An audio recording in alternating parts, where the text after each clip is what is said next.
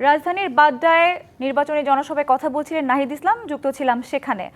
ঢাকা ৮ আসনের নির্বাচনী প্রচারণার খবর জানাতে রাজধানীর আরামবাগ এলাকা থেকে যুক্ত হচ্ছেন সহকর্মী সানি আহমেদ। বিস্তারিত জানতে চলে যাচ্ছি তার কাছে। সানি, প্রচারণার শুরুর পর থেকেই আলোচনার কেন্দ্রবিন্দুতে ঢাকা ৮ আসন। আজ কেমন দেখছেন সেখানকার প্রচারণা, বিস্তারিত জানাবেন। এই মুহূর্তে আমি রয়েছি আরামবাগ মোড়ে। এখান থেকেই ঢাকা ৮ আসনের প্রার্থী, বিএনপি সমর্থিত প্রার্থী মির্জা আব্বাস একটু পরেই এখানে গণসংযোগ করবেন, সমাবেশ করার কথা রয়েছে। তবে এই মুহূর্তে নেতাকর্মীরা উপস্থিত হচ্ছেন, এখানে উল্লাসের একটি উল্লাস দেখা যাচ্ছে। একই সাথে ঢাকা শহর জুড়ে বিভিন্ন জায়গায় আইনশৃঙ্খলা বাহিনীর ব্যাপক তোড়জোড় দেখা যাচ্ছে এবং বিভিন্ন জায়গায় আইনশৃঙ্খলার যেখানে অপরাধপ্রবণ এলাকাগুলো রয়েছে সেখানেও আইনশৃঙ্খলা বাহিনীর তৎপরতা দেখেছি। তবে এই মুহূর্তে যদি আমরা একজনের সাথে কথা বলি, বিএনপির স্থানীয় পর্যায়ের একজন নেতার সাথে, যে আপনারা কতখানি আশাবাদী, আপনারা মনে করছেন যে আপনারা ভোটে জয়লাভ করবেন?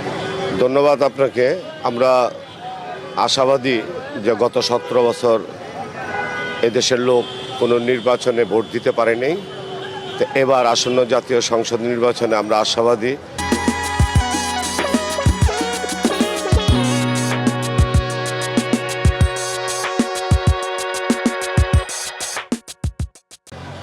এদেশে একটা ফেয়ার নির্বাচন হবে।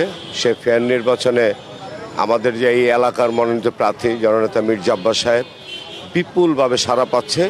এটা আপনারা যাচাই করেও দেখতে পাচ্ছেন, কারণ জননেতা মির্জা আব্বাস এই এলাকায় ঢাকা ৮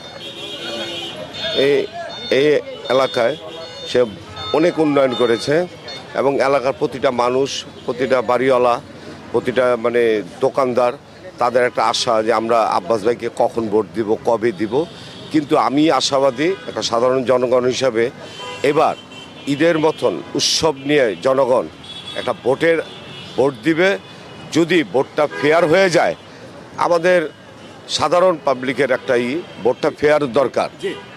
জি, ধন্যবাদ। তো আমরা শুনছিলাম একজন এখানকার বিএনপির একজন সমর্থিত একজন নেতাকর্মীর কথা শুনছিলাম। তিনি জানাচ্ছিলেন বিভিন্ন আশার কথা জানাচ্ছিলেন, উচ্ছ্বাসের কথা জানাচ্ছিলেন। একই সাথে যে উৎসব মুখর ভাবে এই যে ক্ষণগণনা চলছে, ভোটের ক্ষণগণনা চলছে, সেই ভোটের ক্ষণগণনার মধ্যে দিয়েই হয়তো আর 2 দিন পরেই নির্বাচন, তারপরে কাঙ্ক্ষিত ফলাফল পাওয়া যাবে। তবে এখন পর্যন্ত আমি মির্জা আব্বাসের নির্বাচনী প্রচারণার খবর জানছিলাম। তবে মির্জা আব্বাস শেষে আমি নাসিরউদ্দিন পাটোয়ারির এই ঢাকা ৮ আসনের যে প্রার্থী রয়েছেন, নাসিরউদ্দিন পাটোয়ারি সহ বিভিন্ন প্রার্থীর খোঁজ খবর রাখবো।